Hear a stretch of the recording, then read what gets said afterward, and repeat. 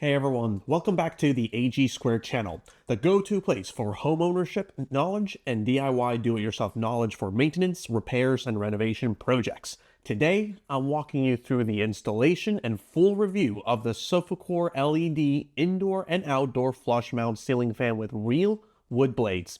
If you're looking to upgrade your old or ugly or noisy fan like the one I had in my bedroom here for a sleek, modern fan that's quiet, powerful, and stylish, stick around. Let's start with what's in the box. We got the 3 wooded blades and the 3 blade brackets, along with 2 screws per blade for a total of 6 screws. Notice that I've already put in the washer into each screw. Don't forget to do that. Over here, we've got the 3 different types of screws that we can hang the fan to the ceiling. On the left, we've got the screws to mount to a concrete ceiling. In the middle, we've got screws to mount it to an existing light box, which is how I'll be mounting the fan. And on the far right, we've got wooden screws to mount it directly to a joist. Moving up from here, we've got the 3 wire nuts, and then we've got the actual chassis of the fan, where we'll mount the blades to and connect the LED light to. I'll show how to do all that shortly. Then we got this mounting plate on the right that I'll connect to the light box. On the left, that's the LED light plate that will allow us to connect it to the chassis. Below it is what will go around the LED light. This is a very cheap material, and frankly, I wish it was more durable and a nicer material. Oh well. And over here, we've got the LED lights themselves. The black item on the right will help balance the fan if it isn't balanced after we finish installing it. It's unlikely we'll need this since I'm working with a level ceiling. Next, we have the fan receiver that will control the fan. And then here we've got the remote with a pair of batteries and the mounting bracket that we can optionally use to hold the remote. That's all that there is to it. It's actually a very low number of parts when compared to other typical fans.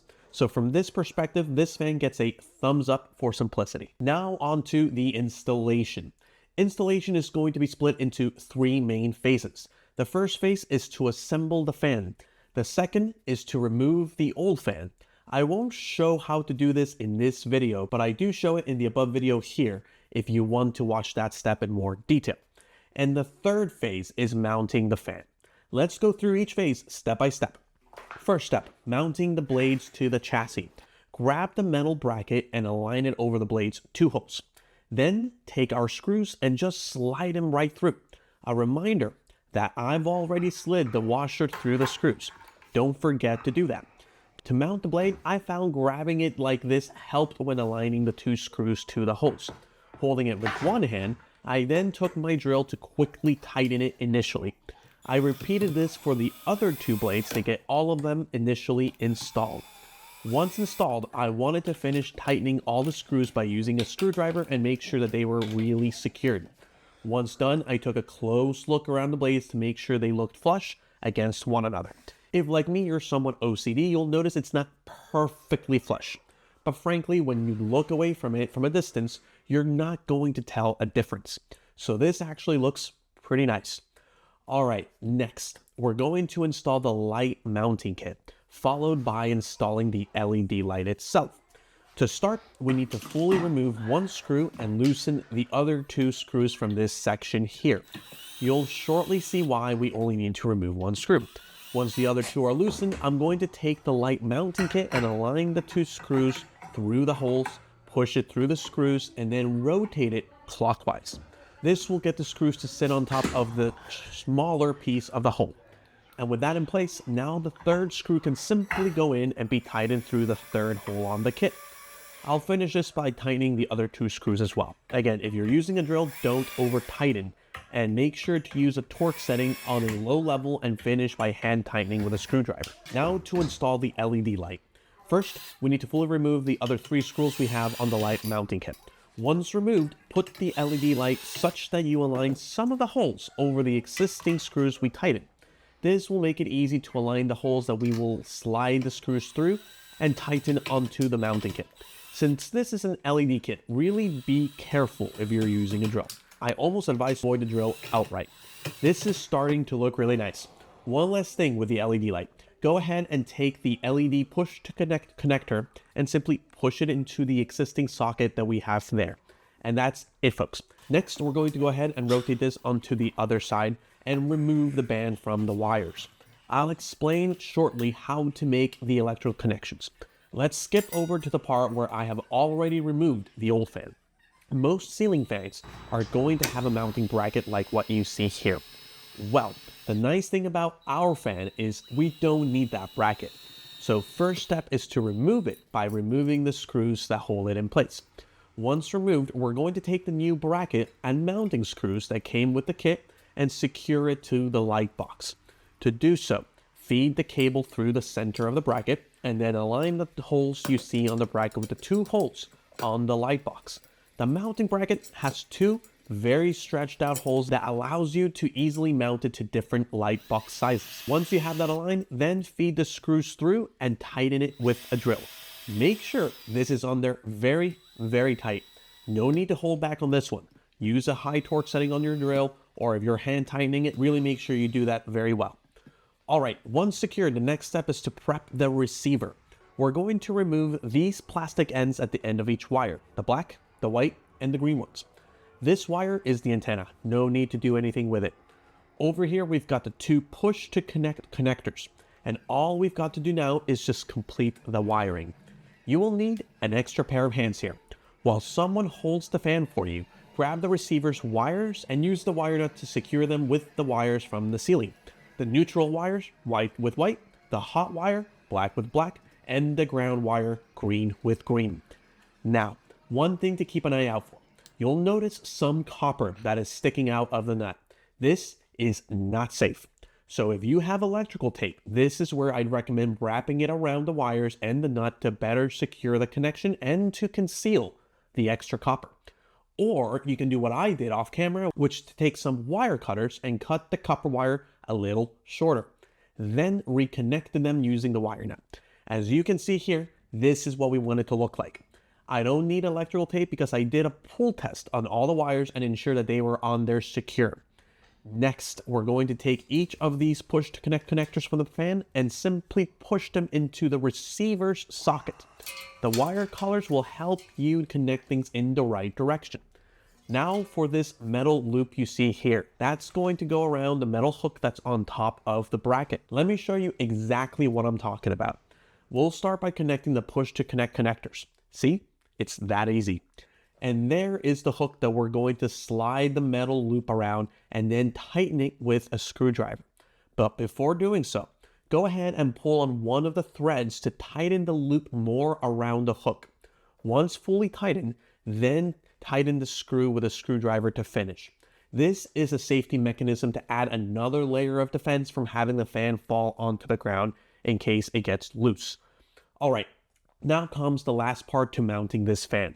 To prepare, you'll first need to loosen 2 screws and completely remove 2 other screws from the top of the mounting bracket. So that's what you see me doing here. The important thing is that the 2 screws that are loosened have to be on opposite sides of each other, not next to each other. And as you can see here, once loosened, align the fan such that the holes on the side are aligned to the 2 screws that were loosened. Then push the fan all the way up and through the existing holes. Finish by rotating the fan such that the chassis is hanging on the bracket's 2 screws. And then all you have to do is tighten the 2 screws very well. Again, folks, don't be shy here. Hand tighten this very well. Once the 2 screws are tightened, you'll notice that the fan is still pretty wobbly, right? Well, that's because we still need to hand tighten the other 2 screws that we fully removed. By now, the hole should be pretty well aligned, making it easy to just thread the screw in and hand tighten very well. The last part of this is to install the light cover plate. There is an indentation on the sides as you can see here, and that's because it makes the installation very easy. All you have to do is slide it up onto the fan and then rotate it clockwise until you feel the fan hold it in place.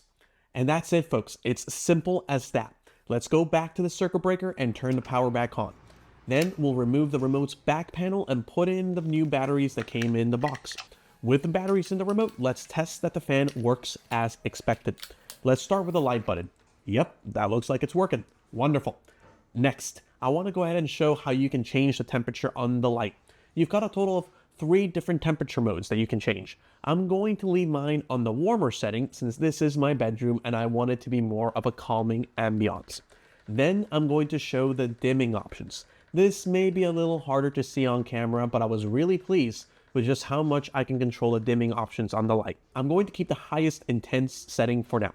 Lastly, I want to test that the fan works. It looks like it does. This is the slowest speed. I'll show all of the different speed options going from 1 all the way to 6. As I'm doing this, it is worth noting that I was very happy with how much airflow this was producing. So even though it's only 3 blades, that design must be well done because I was feeling the entire room become cool by the time I hit the 3rd level. Now that we're getting to level 5 and 6, I have to say that I'm very pleased with how quiet this fan is. It is whisper quiet, folks. I am a big fan of it, pun intended.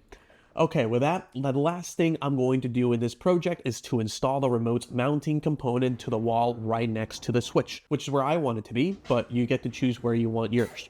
That's as easy as taking a couple of drywall screws and screwing it to the wall. Don't be that person that uses anything besides drywall screws. Use drywall screw. Now that I'm finished with that, I'll go ahead and go through the rest of the settings and the remote while we do this. Here is the all off button, the light on and off button, the 6 different modes, and there's the schedule setting. The F and R button is very important. In the summer, you're going to want the direction of the fan to spin counterclockwise, while during fall or winter, if you still want airflow, you're going to want to reverse that setting so that the fan rotates clockwise. I'll show you exactly how that works in a little bit.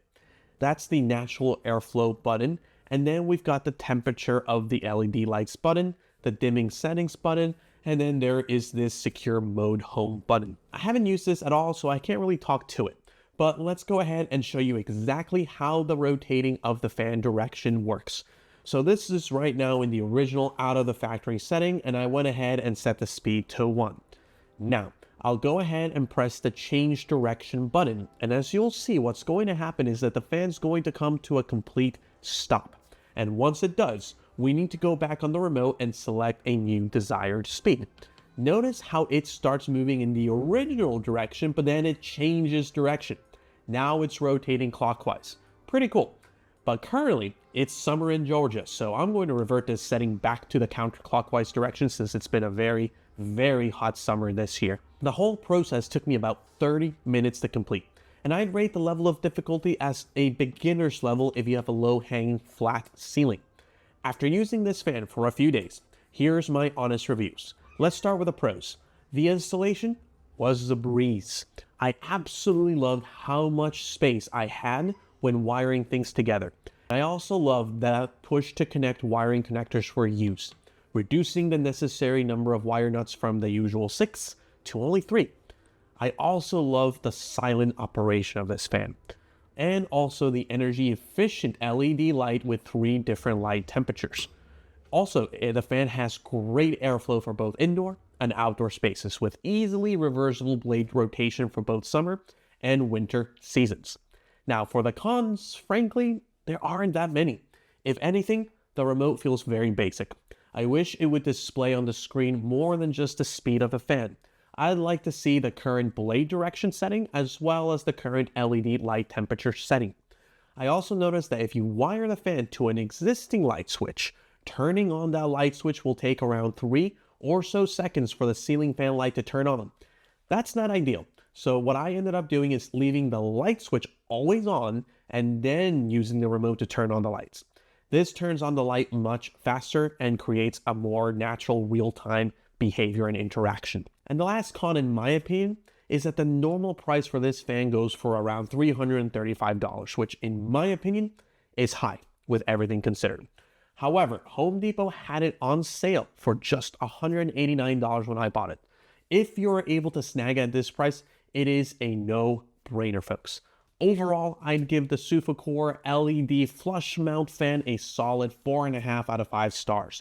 It's a fantastic upgrade for any room or patio. Alright folks, if you found this video helpful, please go ahead and give it a thumbs up and share with others, and consider subscribing for more home improvement and tech reviews. Got any questions about the fan or the installation? Drop them in the comments below. I'd love to help you out. As always, folks, thank you so much for watching, and I'll see you in the next one.